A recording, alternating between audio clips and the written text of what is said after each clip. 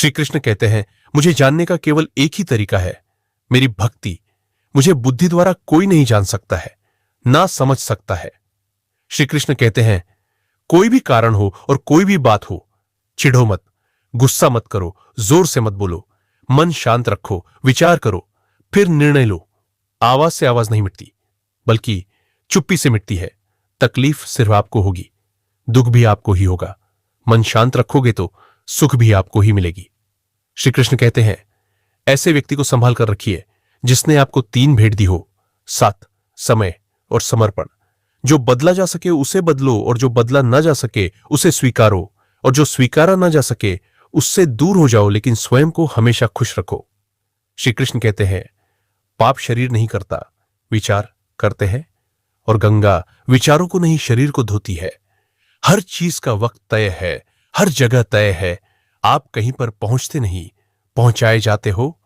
खेल तुम नहीं रहे हो, खेल तो वो रहा है। जहां आपको कोई कीमत नहीं है, वहां पर रुकना अनुचित है, चाहे वो किसी का घर हो या किसी का दिल। श्री कृष्ण कहते हैं, जब हम अपने जीवन में कठिनाइयों से घिर जाते हैं, हर तरह की समस्याएं आ जाती है, तब हमारा मन अशांत हो जाता है, जिससे मेरा विचार भी बिखरने लगता है। हर तरह के नकारात्मक विचार मेरे मन में उभरने लगता है, क्या करूं या क्या ना करूं। जब ऐसी स्थिति आ जाए, तब घबराने की जगह पर अपने मन को शांत रखें। मन शांत होने पर ही समस्याओं का हल निकलेगा।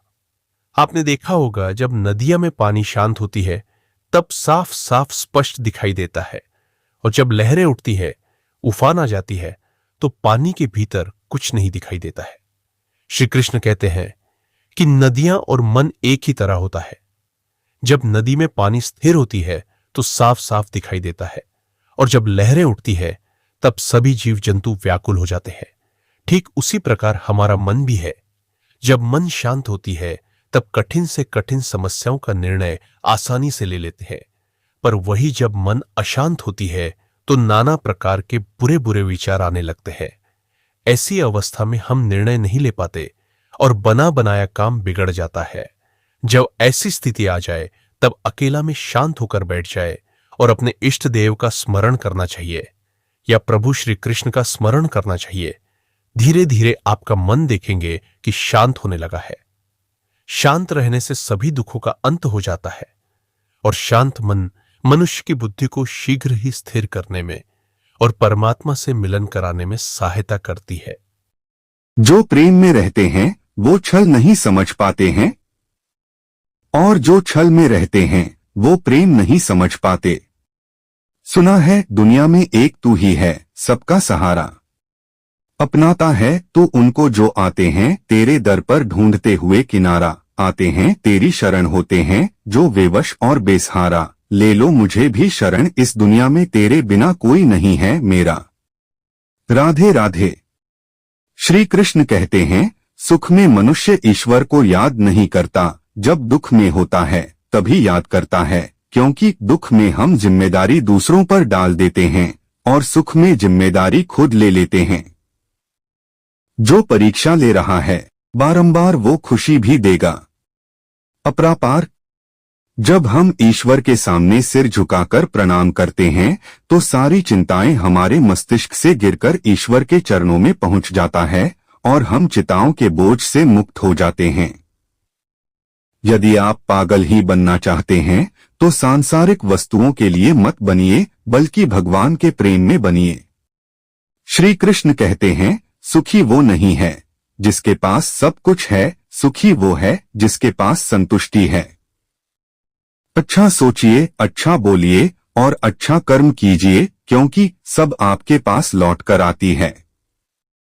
श्री कृष्ण कहते हैं, सब्र करना सीख लो, क्योंकि जब भी तुम्हारा वक्त आएगा बिना मांगे सब कुछ मिल जाएगा। जो रात को ईश्वर पेड़ के डोलियों पर बैठी पंछियों को नींद में भी गिरने नहीं देता, वो ईश्वर हमें कैसे बेसहारा छोड़ सकते हैं। राधे कृष्णा। गीता में लिखा है, इस संसार में कोई किसी का अपना नहीं होता, सभी स्वार्थ को लेकर जुड़े रहते हैं, स्वार्थ पूरा होते ही दूर हो जाते हैं, फिर कौन किसका रिश्ता है, मामा हो, फूफा हो, मौसा हो, काका हो, चाचा जी हो, सभी अपना अपना रास्ता पकड़ लेते हैं, कोई किसी को नहीं पहचान पाते। फिर क्यों कहते हैं लोग ये मेरे अपने हैं, वह पराया है। आपने देखा होगा पेड़ के नीचे तब तक लोग बैठा करते हैं जब तक पेड़ के नीचे छाया होती है। छाया चले जाने के बाद लोग धीरे धीरे उठकर चले जाते हैं। छाया समाप्त होते ही सभी लोग पेड़ के नीचे से भाग जाते हैं। श्री कृष्ण ने यह भी बताया है कि आजकल के लोग मतलबी हो चुके हैं। जब तक मतलब होता है तब तक जुड़े रहते हैं, मतलब निकालते ही दूर हो जाते हैं। वह मुड़ करके भी नहीं देखते। मुड़ कर देखना तो दूर की बात है, पहचान में भी नजरअंदाज कर देते हैं। यदि पद और पैसा ही आपकी संपत्ति है तो एक दिन इसका अंत है, और यदि मान और सम्मान आपकी संपत्ति है तो यह अनंत है। हाथ से किया गया दान और मुख से लिया गया प्रभु का नाम कभी व्यर्थ नहीं जाता। जो सदैव निभा पाए वही प्यार है, जो मिलता नसीब से एक बार है, क्योंकि पसंद तो बहुत आते हैं पर जीवन में जगह शायद नहीं बना पाते हैं। कभी निराश मत होना, हो सकता है श्री कृष्ण ने तुम्हें हर तरफ से अकेला करके खुद से दोस्ती करने का मौका दिया हो। यदि ईश्वर हमारे साथ है तो पृथ्वी पर कौन हमारे विरोध खड़ा हो सकता है।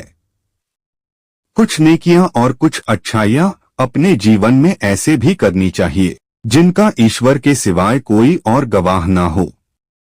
हरि नाम है सखा सहेला, कृष्ण भक्त नहीं रहे अकेला।